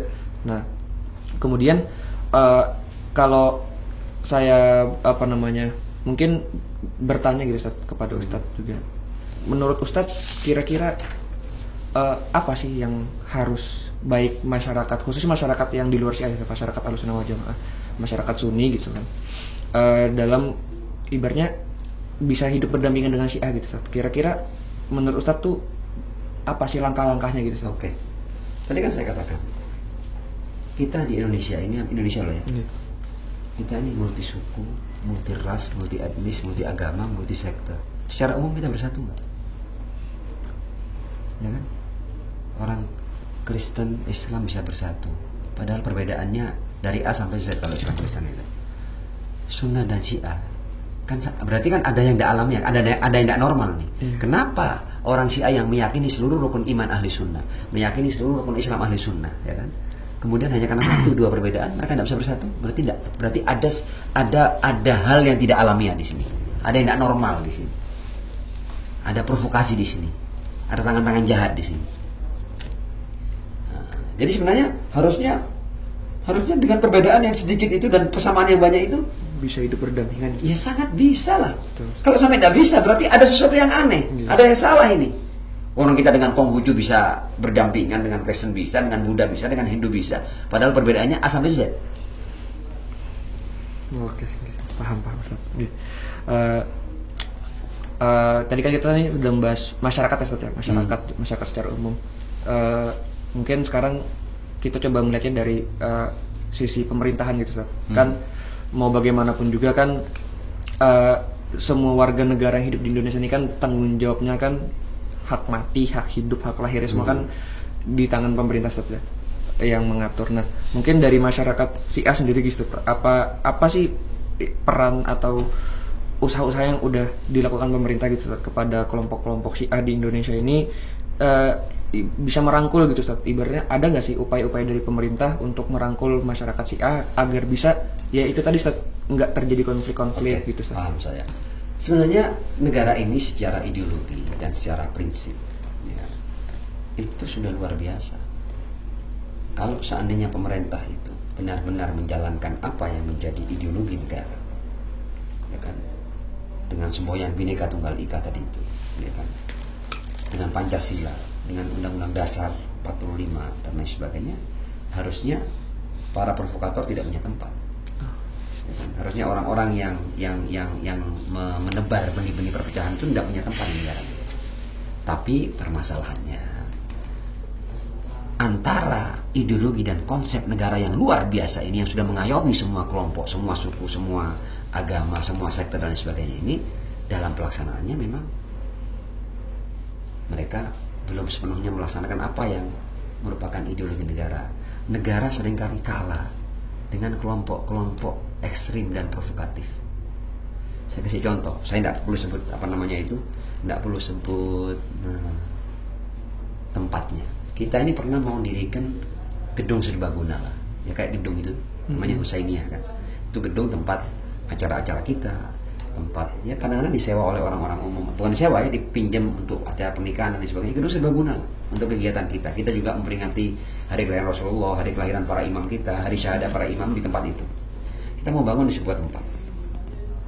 Kemudian ada beberapa orang atas nama ormas ini, ormas itu, kemudian mendatangi pemerintah daerah untuk mengatakan bahwa ini orang Syiah membangun ini. Jadi kita membangun gedungnya dilarang. Ya kan? Alasannya nanti ini akan menimbulkan konflik dan lain sebagainya. Kita ini di daerah ini sudah damai. Emang konflik itu terjadi ketika Anda datang ini, ketika Anda memprovokasi rakyat ini, ketika Anda memprovokasi massa ini konflik Anda yang buat. Ya kan? Padahal kan kita sebagai warga negara kan kita punya hak hidup, kita punya hak untuk apa namanya itu beraktivitas. Betul. Ya kan? Selama kita tidak mengganggu yang lain. Ya, jadi mereka datangi pemerintahan daerah untuk mengatakan jangan diberi izin ini. Sayangnya pemerintahannya loyo. Ini yang apa namanya itu menyuarakan sesuatu yang anti Pancasila, yang anti Bhinneka, diayomi, diiyai. Kita yang mengatakan bahwa kita mau bangun ini karena kita hidup di negara Pancasila, negara yang menjunjung tinggi hak asasi manusia. Ya kan? Semua dapat hidup di sini. Kalau gereja boleh berdiri, kenapa tempat ibadahnya orang Syiah tidak boleh berdiri? Emang kita lebih najis dari yang lain apa? Kan begitu kan? Nah, tapi permasalahannya kan kita tidak mau ngomong itu kan? Kita berbicara kenapa pemerintah kemudian takut dengan ormas-ormas, apalagi pakai nama ormas besar. Betul. Ya kan? Kenapa justru mereka kalah? Negara kalah dengan ormas. Negara kalah dengan lembaga-lembaga yang bahkan tidak punya kekuatan di negara ini. Nah, kita melihat di sebagian daerah pemerintahan daerah kita masih lemah dalam menjalankan apa yang menjadi ideologi negara ini. Masalahnya di situ. Padahal sebenarnya negara ini memberikan hak yang seluas-luasnya kepada siapapun untuk beraktivitas atau untuk menjalankan apa yang diyakininya. Tapi kan kalau sampai itu tidak terjadi, berarti kesalahan ada pada pemerintah.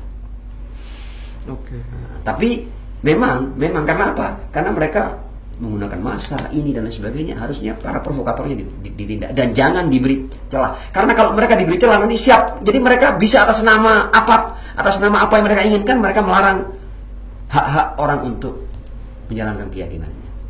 Salah satu korbannya Syiah. Bisa orang Kristen, bisa orang Buddha, bisa orang Konghucu, bahkan bisa sesama Ahlus Sunnah, bisa saja, tidak bisa ngapa-ngapain. Kalau pemerintahnya takut kepada gerakan-gerakan yang sebenarnya tidak sesuai dengan ideologi negara. Oke.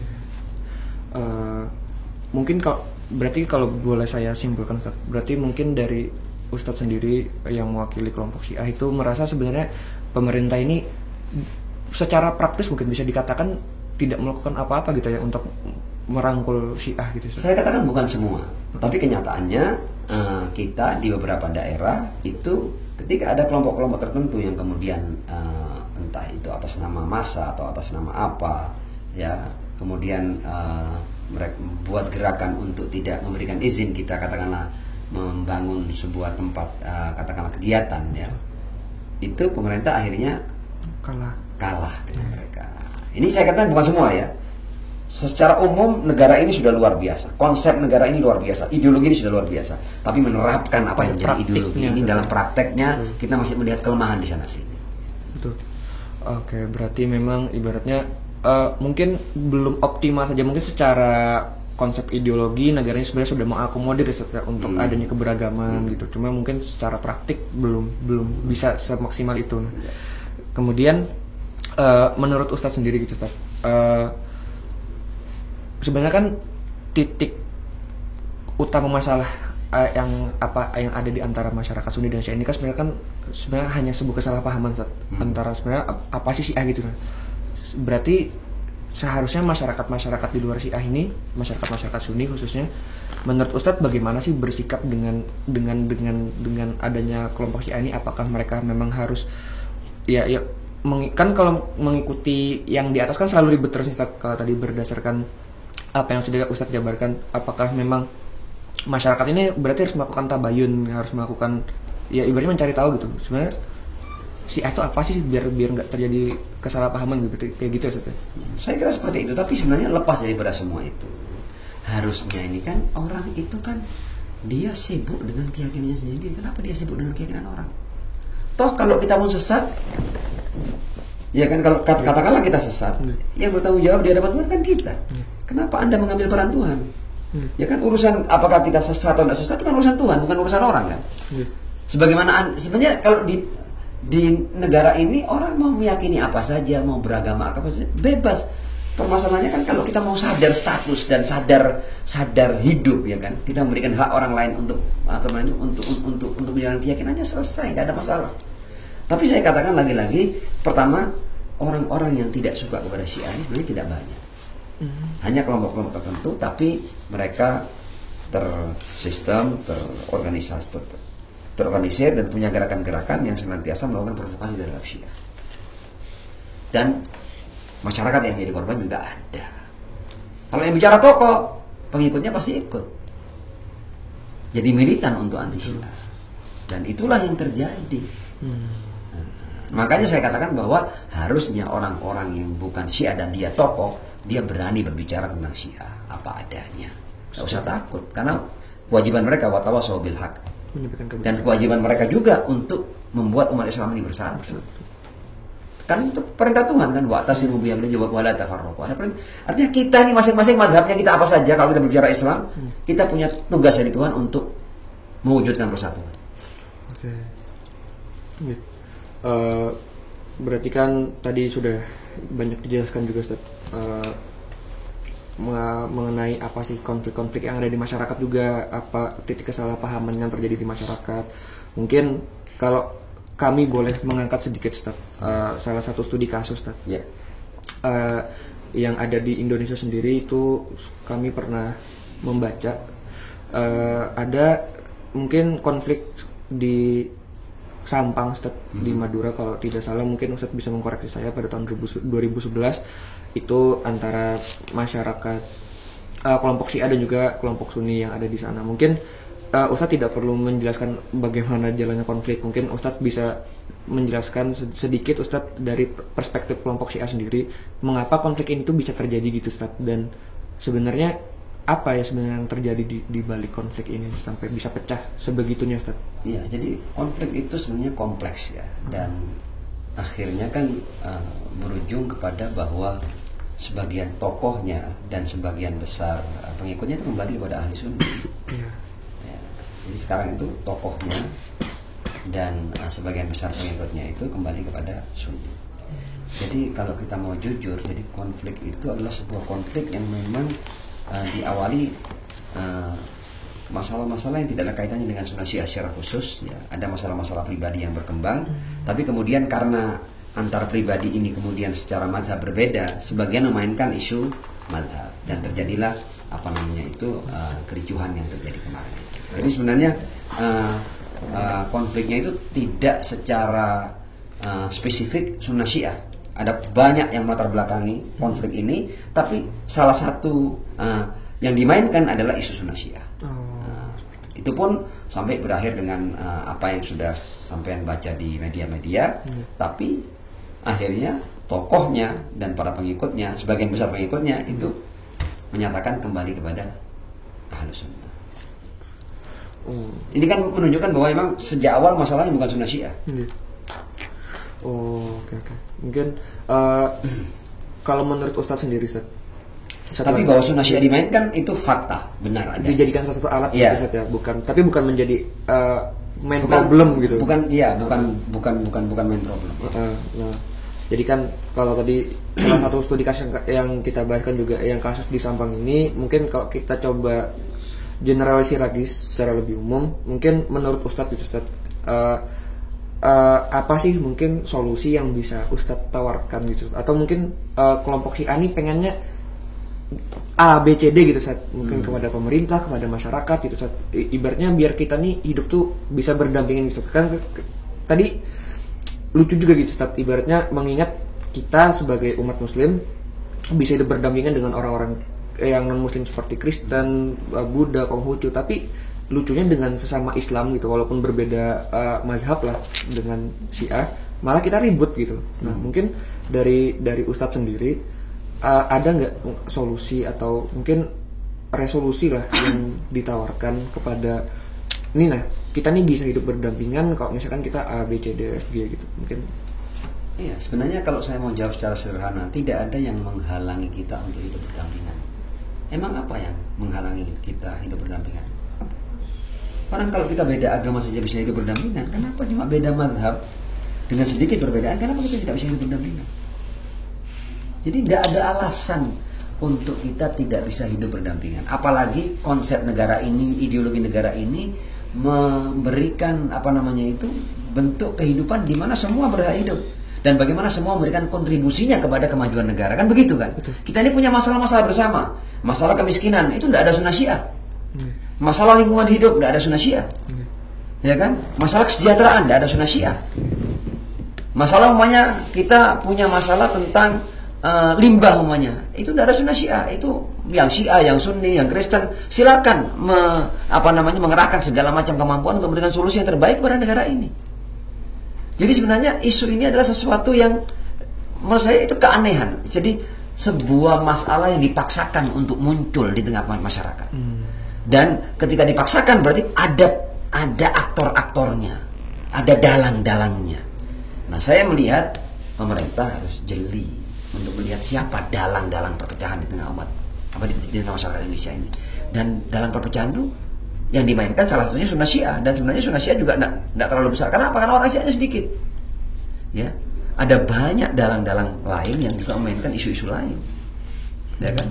Banyak politik identitas semuanya dimainkan banget. Saya tidak ingin menyalahkan A atau B ya, tapi isu ini dimainkan dan sempat memecah belah masyarakat. Jadi sebenarnya kalau saya mau gini ya, konflik itu muncul ketika ada ketidakdewasaan. Saya mau kasih contoh kecil. Orang urusan klub bola mana yang didukung, urusannya nyawa nggak? Gila banget kan? Urusan tim mana yang didukung aja urusannya nyawa. Saya mau tanya lagi, ya kan? Tawuran antar kampung, Boleh jadi nggak ada agamanya di situ. Boleh jadi hanya kepentingan. Perebutan lahan parkir, berdarah-darah. Antar pelajar, hanya beda alma mater, tawuran orang. Ini kan semuanya keanehan-keanehan, sesuatu yang tidak perlu terjadi. Tapi siapapun yang memainkan perbedaan untuk dijadikan bahan apa namanya itu pertikaian bisa saja, tidak perlu sunnah syiah, tidak perlu agama. Bahkan urusan alma mater, urusan klub bola, orang bisa berjibaku. Betul tidak? Betul. Jadi masalahnya itu tadi. Jadi bagaimana tokoh-tokoh masyarakat, para pemimpin, ya, para tokoh-tokoh agama ini bagaimana mereka semua speak up dan jangan biarkan para provokator yang menang. Mereka yang memecah belah bangsa ini yang menang, jangan sampai. Dan masing-masing kita anak-anak muda ini, kita semua ini apapun mazhab kita, apapun agama kita, kalau kita cinta Indonesia, kita harus buat Indonesia damai. Itu, saya kira itu. Ini sesuatu yang 2 tambah 2 4, tidak perlu terlalu rumit kita, tidak perlu kita buat seminar. Cuma mungkin isinya selalu dimainkan gitu. Dimainkan. Jadi akhirnya seolah-olah sebenarnya hal yang kecil yang sebenarnya masalahnya ini gampang diselesaikan, cuma akhirnya selalu naik masalahnya. Dari teman-teman ada yang mau ditanyain? Udah mencakup semua tadi. Hah? Udah mencakup semua. Dipa, adakah? Ya, sampai Ada yang silakan.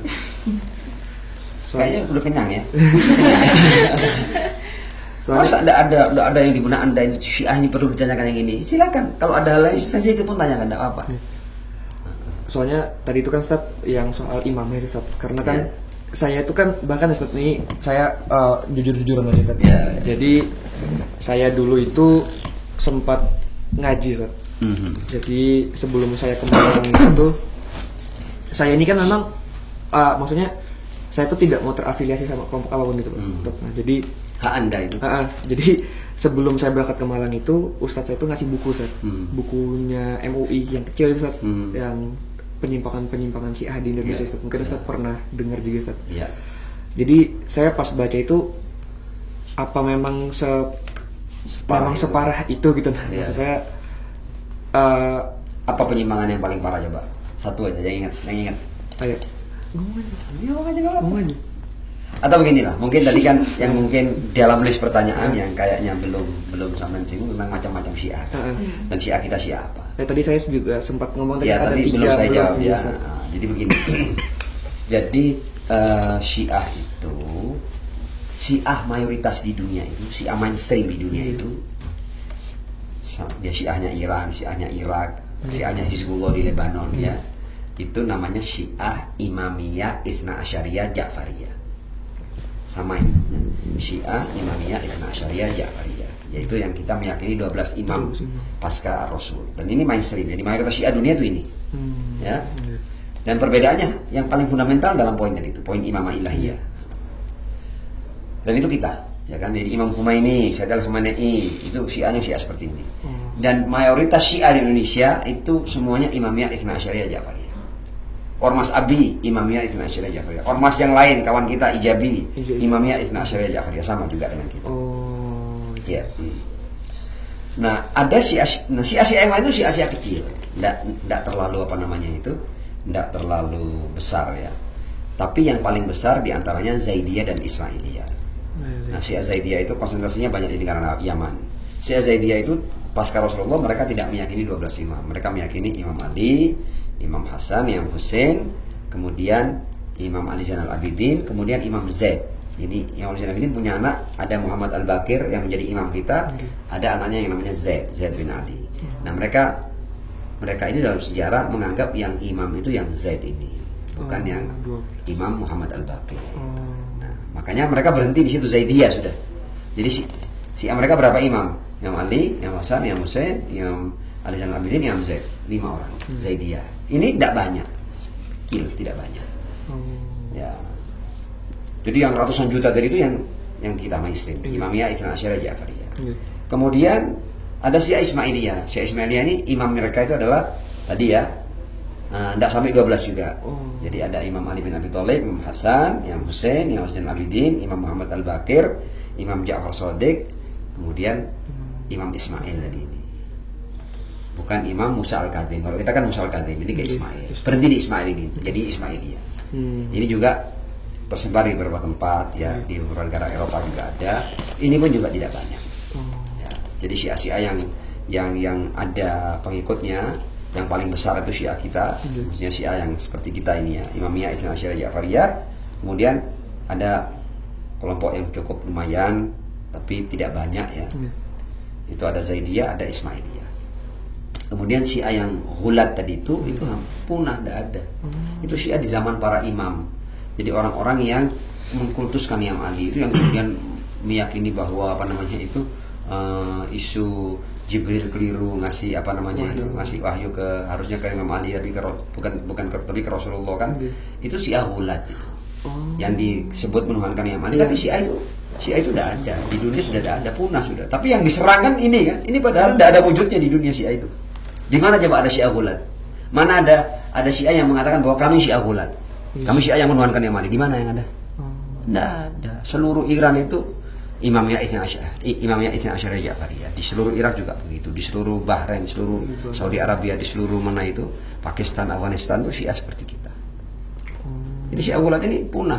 Kalau Anda bisa temukan, Anda ini kasih tugas sama saya juga, tugas sampingan ya. Kalau Anda bisa menemukan keberadaan Syiah yang meyakini Imam Ali sebagai nabi, kalau ada, hebat Anda kalau menemukan. Saya tidak nemu.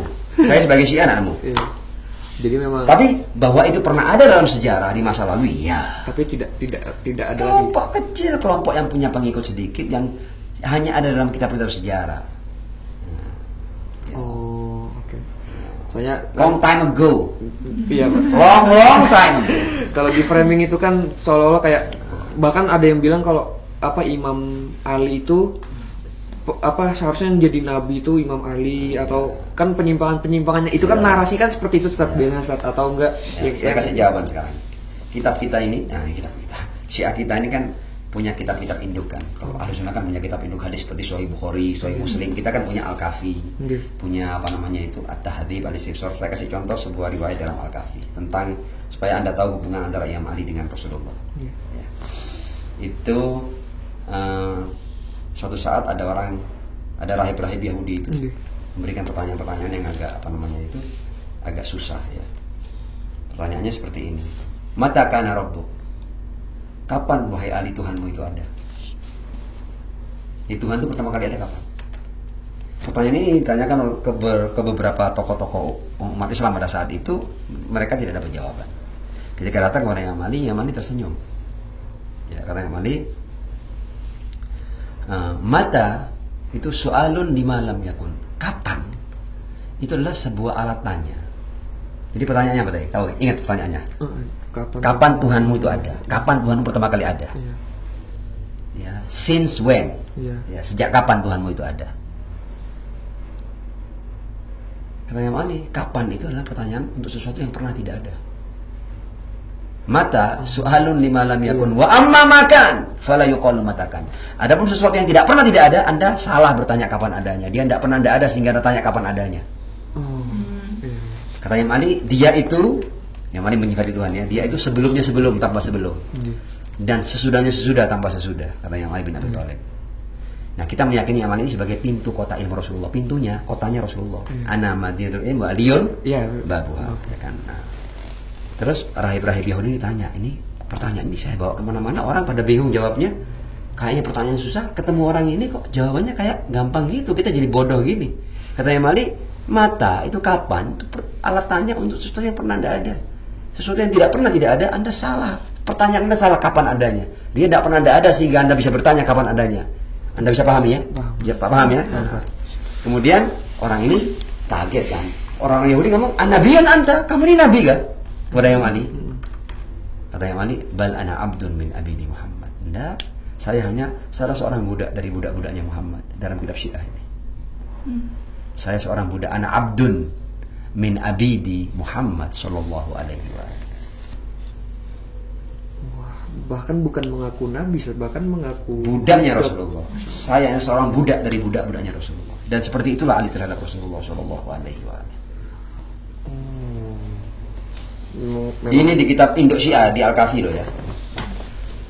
Wah, berarti memang harus banyak yang diluruskan ya, Ustaz. Dari persepsi hampir semuanya bengkok. Iya. Karena bahkan yang awam-awam kayak kami ini kan, Ustaz, memang makanya kan melakukan apa ya, tanya jawab sama Ustadz ini kan, makanya kan saya apresiasi kan. Jadi ketika ada orang yang mau datang ke sumbernya, itu adalah sesuatu pertama sebuah keberanian, sebuah kejujuran, sebuah ketulusan. Dan saya berharap langkah-langkah Anda ini sebagai pemuda-pemuda Sunni dan pemudi-pemudi Sunni ya, setidaknya bisa menjadi apa namanya itu, sama sekali tidak perlu jadi Syiah. Jadilah corong-corong pemersatu umat Islam, karena itu adalah tugas kita. Ya. Karena memang mata kuliah ini kan juga maksudnya diadakan gitu Pak, kayak studi perdamaian resolusi konflik ini kan sebenarnya kan asal usulnya kan juga saking banyaknya konflik yang ada di, kita nggak usah bicara dunia deh, Indonesia aja sendiri gitu kan. Bahkan tadi Ustadz sempat singgung antar kampung aja itu tawuran gitu. Jadi kan konflik ini kan memang sudah sifat alamiah manusia yang nggak bisa hilang. Cuma kan kita bisa, walaupun nggak bisa mengerem semuanya, paling nggak bisa meminimalisir lah. Nah, jadi apa namanya, tujuan mata kuliah ini dilaksanakan, terus penelitian macam semacam yang kami lakukan ini juga dilakukan ya untuk ibaratnya mengerem lah potensi-potensi konflik yang mungkin di masa depan. Setidaknya yang Imam Ali itu pernah punya statement seperti ini: al insan imma akhun laka fid din au nadhirun laka fil khalq. Manusia ada dua, ada kalanya dia saudaramu seagama seperti kita ini, seagama, boleh jadi beda pemahaman tapi seagama kan. Betul. Au nadhirun laka fil khalq. Kalaupun dia bukan saudara seagamu, setidaknya dia adalah sesama manusia denganmu. Masa kita sama-sama manusia tidak bisa duduk bersama merumuskan solusi atas berbagai macam permasalahan kita bersama? Seandainya Anda satu spesies, ya kan? Masa sesama human being nggak bisa bersatu? Kuda-kuda aja bersatu kok. Kita manusia nggak bisa bersatu, gila banget. Jadi setidaknya kalaupun Anda kalau Anda seagama sudah wajib Anda bersatu. Betul. Tapi kalaupun Anda tidak seagama, setidaknya Anda sesama manusia. Dan tidak ada yang menghalangi Anda untuk bersatu. Soalnya ya bahkan sebenarnya Ustaz, ya, jujur aja kami waktu awal-awal pengen maksudnya melakukan wawancara gitu Ustaz, sebenarnya takut Ustaz.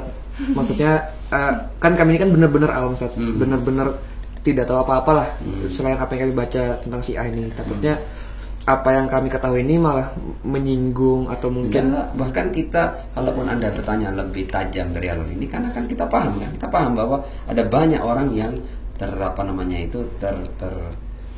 jadi kan kita kan dengar berita kan, jadi masuk ke dia itu info-info yang memang negatif terhadap Syiah, dan tidak apa-apa itu Anda tanyakan. Seandainya ada, tidak apa-apa Anda tanyakan. Kami sama sekali tidak tersinggung, dan kami anggap itu wajar Anda mendapatkan info seperti itu, karena memang beredarnya seperti itu. Di YouTube, di berbagai macam media, berbagai macam dai provokator memang berbicaranya seperti itu. Kan sudah saya contohkan tadi itu kan. Betul. Boleh minjem isinya orang Syiah untuk dimuta, tidak ada itu fitnah. Boleh menggauli ibu, orang Syiah, gila banget itu. Iya. Tapi mereka berani ngomong di mimbar tuh, yang dengar orang-orang awam, ribuan orang, ya pasti marah lah. Orang ngajar Syiah pasti begitu. Tapi tujuan mereka memprovokasi itu maksudnya di luar dari yang tadi tidak mau Islam berkembang atau ada pengaruh Amerika, Zionisme segala macam. Sebenarnya apa sih Ustaz yang pengen dituju sama provokator dengan memusuhi Syiah? Gini sudah, saya mau tanya sama Anda. Tapi Anda sekarang usianya berapa? 20 Ustaz. 20. Berarti lahir tahun 2002 Ustaz. 2002. Sayangnya kan Anda bukan orang yang sudah dewasa, maksudnya mengalami cerita tentang revolusi Islam Iran ya. Artinya sebelum pecahnya revolusi Islam Iran, Syiah itu sudah ada di Indonesia. Dan tidak ada orang berbicara tentang anti Syiah, itu tidak ada. Syiah di dunia sudah ada sejak lama, dan tidak ada orang yang anti Syiah. Orang baru bicara anti Syiah setelah revolusi Islam Iran. Dan ini kan yang di bawah ini kan juga kena imbasnya, imbas dari sebuah konspirasi besar yang ada di atas. Dan ada duit. Iya, ada duit. Sama lah kayak demo-demo itu ada duit enggak? Ya, tanpa kita menuduh siapa dan siapa loh ya kan. Pokoknya demo-demo yang tidak alamiah. Jadi saya tidak nyebut demo ini enggak, supaya kita tidak menyinggung perasaan kelompok tertentu ya. Paling tidak ada demo-demo yang tidak alamiah, ada yang dalangnya, ada bohirnya. Betul. Kalau pakai bahasa yang kekinian ya. Oke. Oh, mungkin teman-teman ada yang mau ditanya lagi nggak soal Nggak apa. Yang paling sensitif sekali mau tanyakan nggak apa. Sebelumnya mohon maaf, saya mungkin mau menanyakan sesuatu yang menurut saya itu sangat awam sekali, soalnya saya kan nggak pernah melihat sesuatu yang sangat berbeda gitu, Ustaz. Nah, jadi saya melihat informasi yang mungkin nggak tahu juga benar atau salahnya, tapi saya melihat di internet atau di YouTube itu orang-orang Syiah ini ketika sholat itu di sejadahnya itu ada batu, dan ketika sholat itu menepuk-nepuk itu. Apakah memang Rasulullah pernah mencontohkan hal itu, Ustaz? Bagus ya pertanyaan. Pertama kali sholat kenapa? Itu kan disebut turbah kan.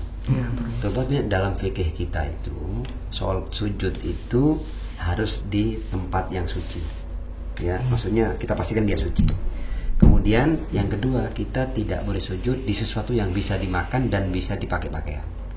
Ini ya, hanya apa itu prinsip fikih yang boleh jadi di antara fikih lain tidak punya keyakinan seperti ini. Tapi fikih kita mengatakan bahwa sujud harus di atas sesuatu yang bukan makanan dan bukan pakaian. Dan kalau kita kembali ke dalam literatur Ahlus Sunnah, Rasul pun sujudnya di atas batu. Tapi saya kan tidak bisa berbicara detail kan. Ya kan, kalau Anda mau mendalami lebih jauh, Rasul sujudnya di atas batu. Dalam literatur Ahlus Sunnah. Dan hadisnya banyak. Silahkan nanti dicari as-sujud alal ard. Ya, sujud di atas bumi. Dan perintah Al-Quran juga sujudnya di atas bumi. Nah, jadi kaidah fikih kita mengatakan ini hanya perbedaan fikih biasa. Jangan orang Syiah nyembah batu gitu. Jangan gitu dong. Emang kalau sekarang batunya diambil, sujud kemana Anda? sejadah? Berarti Anda nyembah sejadah. Ya enggak juga lah. Jangan gitu dong. Ya kan aneh ya kita. Atau Pak, ini saya cerita ini ya. Cerita ini enggak ada hubungannya dengan sunnah Syiah, tapi bagus ini untuk Anda ketahui. Dulu tuh ada orang Wahabi yang suka gampang-gampang mengkafirkan, mensyirikkan itu. Dia jalan-jalan ke India. Naik taksi, namanya orang India kan agamanya Hindu kan. Di dashboardnya mobil itu ada patung yang goyang-goyang, ini patung Dewi Durga. Dewi Durga. Nah, si Wahabi ini yang sok murni tauhidnya ini, dia mengatakan bahwa kamu ini zaman sudah maju gini, kamu masih nyembah berhala. Loh, katanya sopir taksinya ini, mana berhalanya itu? Patung Dewi Durga yang goyang-goyang. Bilang, ya masih lumayan katanya orang Hindu ini. Tuhan saya masih cantik. Ya, sebenarnya Tuhan kamu batu besar hitam, kamu semua berkeliling sujud di hadapannya. Saya tidak pernah sujud di hadapan ini. Saya cuma gini-gini aja. Kamu sujud.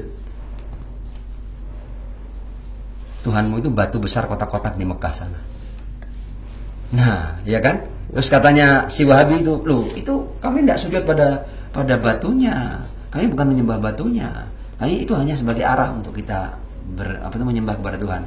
Nah, kalau kamu bisa menafsirkan bahwa sujud di Ka'bah itu bukan menyembah batunya, kenapa kamu tidak bisa paham bahwa patung ini hanya simbol saya kepada orang suci yang saya anggap perwakilan Tuhan? Kalau kamu bisa menafsirkan sujudmu di hadapan batu, itu kalau kita melihatnya ini, kita melihat kamu nyembah batu, tapi kamu katakan bahwa itu hanya arah, kamu tidak pernah menyembahnya. Nah, kalau kamu bisa menafsirkan bahwa itu hanya arah yang diperintah Tuhan, ini juga simbol Dewi kami. Bukan dia kan Dewi kami, ini kan buatan pabrik, ini kan boleh jadi made in China. Ya kan? Masa kita nyembah made in China? Nah, ini hanya simbol. Sebagaimana Anda di rumah Anda punya miniatur Ka'bah, apa Anda nyembah Ka'bah itu? Enggak. Ya enggak juga. Jangan gitu juga. Akhirnya orang Wahabi ini dapat pelajaran dari orang Hindu. Terus apa lagi? Saya ada ini, Ustaz. Dari turba tadi ya? Turba. Iya. Apa lagi tadi? Dua pertanyaan apa lagi? Nepuk-nepuk ketika sholat. Jadi bukan nepuk-nepuk dada. Jadi kita ini suaranya begini ya. Jadi kita sholatnya memang tidak sedekap. Ya. Kita kalau sholat itu kita niat sama pertamanya takbiratul ihram. Allahu Akbar. Baca Fatihah sama surat kan. Waladhdallin. Kemudian katakanlah surat Bismillahirrahmanirrahim. Allahu samad, lam yalid wa lam yulad wa lam yakul lahu kufuwan ahad, ya kan? Kemudian Allahu Akbar. Nah, kita ya kalau habis itu sujud ya, subhana rabbiyal a'la wa bihamdih, itu kita Allahu Akbar. Takbir ini. Ya kan? Silahkan Anda lihat YouTube, ini sudah ada orang Syiah sholat di dunia ini, sudah bukan apa namanya itu, bukan di dunia yang tertutup. Anda bisa lihat apa namanya itu secara langsung, TV Karbala dan sebagainya, orang Syiah sholatnya kayak apa itu. Ini Allahu Akbar. Sama kayak orang Sunni kalau sholat duduk kan Allahu Akbar, ini kan juga begini, ya kan? Nah, tapi kita di akhir itu ketika salam ya. Assalamualaikum ayuhan nabiyyu wa rahmatullahi wa barakatuh. Assalamualaikum warahmatullahi wabarakatuh. Itu kita menutup sholat dengan 3 takbir. Allahu Akbar, Allahu Akbar, Allahu Akbar. Bukan bukan. Allahu Akbar, Allahu Akbar, Allahu Akbar. Beda kan? Ini persis kayak kalau ada orang apa itu dijajarkan 10 orang ya, satu disuruh menukilkan, ya kan? Di sana kalimatnya apa, di akhir berubah kalimatnya apa. Padahal kita takbir itu jadi tepuk-tepuk. Kalau tepuk-tepuk itu tari sama di Aceh ya. Dan itu buktinya bisa Anda lihat di YouTube yang live ya, live di Karbala, live di mana, di makamnya Imam Ali Ridho. Terus mereka ada sholat jamaahnya. Anda lihat apakah mereka tepuk-tepuk atau Allahu Akbar, lihat aja. Itu sudah ribuan, puluhan ribu orang gitu. Qurannya beda. Ini juga aneh juga, lucu juga. Iya. Ini tuduhan sudah kuno banget. Dan mereka tidak pernah bisa menunjukkan ini loh Qurannya orang Syiah, tidak pernah. Saya jawab cuma begini dok. Orang Syiah itu, ulama Syiah punya banyak kitab tafsir. Ya. Yang kontemporer ada tafsir Al-Mizan 20 jilid, tafsir Al-Amsal 20 jilid, tafsir Al-Ayyashi, tafsir Majmu'ul Bayan, tafsir Nurul Thaqalain, ada puluhan kitab tafsir ya berjilid-jilid itu yang ditafsirkan di Al-Qur'an ini. Nah, kalau orang Syiah punya Quran lain, kenapa tidak nafsirin Qurannya sendiri? Kemudian ini ceramah-ceramah ulama Syiah di YouTube ini ada puluhan ribu channel. Pernah tidak dia baca ayat yang tidak ada di Al-Quran kita? Atau lihat nanti Al-Qurba TV ya, itu penceramahnya semua baca ayat. Adakah ayat yang tidak ada di Al-Quran Anda? Jadi ini tuduhan-tuduhan murahan, tapi orang kok percaya. Makan semua. Terus ini salah satu yang paling terkenal juga ini tuduhan orang Syiah itu mengkafir-kafirkan sahabat ya, tidak begitu. Itu bagaimana sih? Ya, memang begini. Jadi apa namanya itu? Kita ini memang sahabat itu kan pasca Rasul kan ada konflik kan. Jadi Anda tidak usah ngomong pengikutnya dulu. Kita ngomong para sahabatnya. Sahabat itu di zaman hanya beberapa saat setelah Rasulullah wafat itu mereka konflik. Dan konflik mereka berdarah, bunuh-bunuhan mereka. Ya kan? Nah sekarang kalau memang mengusik sahabat itu adalah kafir, berarti semua sahabat itu kafir kalau gitu kan. Sebab mereka perang. Kalau sahabat itu sedemikian sakralnya, berarti mereka sama kafir semua berarti mereka. Nah karena itu kita mengatakan bahwa konflik berdarah itu tidak semuanya ahlul haq. Tidak mungkin dua-dua benar kemudian berkonflik. Pasti ada yang batil. Makanya kita meyakini tidak semua sahabat baik. Tapi ada banyak sahabat yang baik. Tapi kita tidak meyakini semua sahabat baik. Kalau mereka baik semuanya, tidak mungkin mereka perang berdarah. Ya kan? Perang Siffin tuh, Anda tahu korbannya umat Islam berapa? 80.000 orang. Dalam sejarah Ahlus Sunnah. Saya tidak ngomong sejarah Syiah. Jadi tidak semuanya baik. Jadi kita ini hanya tidak meyakini semua sahabat baik. Itu aja. Buktinya apa? Mereka perang, bunuh-bunuhan. Masa yang dibunuh dan yang membunuh di surga dua-duanya? Kegilaan macam apa lagi ini? Ya pasti ada yang batil, ada yang hak. Tidak mungkin dua-duanya ahlul hak kemudian saling bunuh. Ya. Silakan dipelajari lebih jauh. Jadi kan kita disuruh mengatakan radhiyallahu anhu kepada semua sahabat, tidak mau kita. Karena tidak semua sahabat baik menurut kita. Tapi kepada yang baik, jangan ke radhiyallahu anhu. Kita cium dari ujung rambut sampai ujung kakinya kita mau. Sahabat seperti Salman Al-Farisi, Abu Dzar Al-Ghifari, Miqdad, Ammar bin Yasir, Bilal bin Rabah, itu sahabat-sahabat yang kita anggap agung luar biasa. Para syuhada Badar, para syuhada Uhud, semuanya kita bacakan apa namanya itu Fatihah kepada mereka. Setiap doa-doa kita, setiap tahlil kita. Syuhada Badar, syuhada Uhud, syuhada Hunain. Tapi kita disuruh menganggap semua sahabat baik? Enggak. Semua sahabat adil? Enggak. Supaya kita jujur. Karena ada sahabat-sahabat yang busuk. Buktinya busuk, terjadi perang berdarah di antara mereka. Perpecahan. Bukan perpecahan doang, nggak apa-apa. Bunuh-bunuhan. Saya mau pernah dengar peristiwa Karbala? Pernah, Ustaz. Ya, Karbala itu yang dibunuh cucu Rasulullah, yang bunuh khalifah. Bayangkan umat Islam mengangkat seorang khalifah yang menjadi pembunuh cucu Rasulullah. Silakan dibaca sejarahnya, nggak usah dengar dari saya. Hanya 50 tahun pasca wafatnya Rasul, Sayyidina Husain itu dibantai di padang Karbala. Ini lagi-lagi kita bukan ingin mengatakan bahwa semua sahabat buruk, tapi tidak semuanya baik. Tidak semua yang pasca Rasul baik. Kalau semua yang pasca Rasul itu baik, tidak mungkin Imam Husain terbunuh. Hanya 50 tahun pasca wafatnya Rasulullah, cucu Rasul, darah daging Rasul. Jadi kita realistis saja, faktual aja. Jadi kalau semuanya good person, ya good people, ya tidak mungkin terjadi bunuh-bunuhan. Ya kan kalau apa itu generasi terbaik, kan generasi terbaik kok tidak bisa damai. Kok perang berdarah? Gitu aja. Itu keyakinan kita. Tapi ada orang yang meyakini semua sahabat baik, hak Anda. Tafadhol. Kita tidak tidak mengintervensi. Tapi kita tidak meyakini semua sahabat baik. Sebagian mereka sahabat-sahabat yang baik, luar biasa baik, luar biasa setia, dan kalau tidak ada mereka Islam tidak akan berkembang. Iya, kita meyakini itu, tapi tidak semua. Teman-temannya ada yang mau ditanya lagi? Apa lagi? Ada yang sensitif lagi? Yang paling sensitif apa? Tidak apa-apa, silakan aja. Apa, tanyain aja kalau ada. Ada nggak? Nggak apa, tanyain aja. Ada nggak? Sri, ada nggak?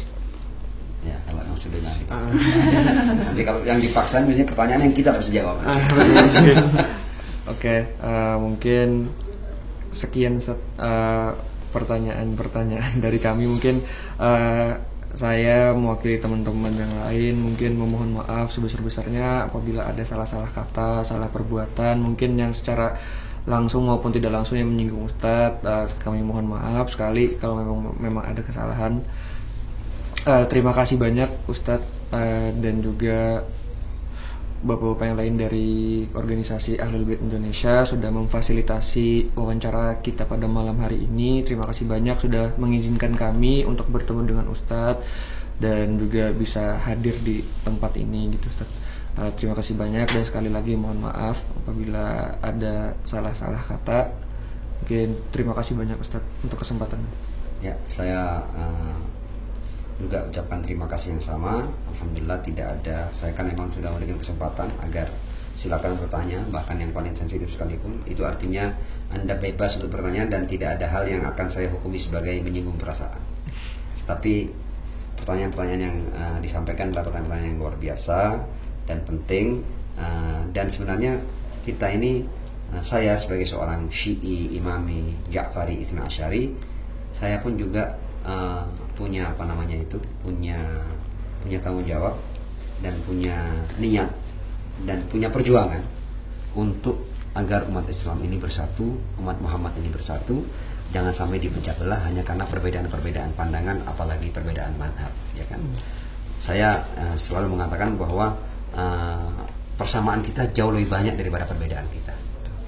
Jadi yang alamiah itu dengan modal persamaan yang banyak, mari kita bersatu, mari kita berjuang bersama, dan perbedaan yang ada di antara kita, mari kita masing-masing saling menghormati perbedaan yang ada itu, tanpa kita menyinggung hal-hal yang sensitif, ya kan?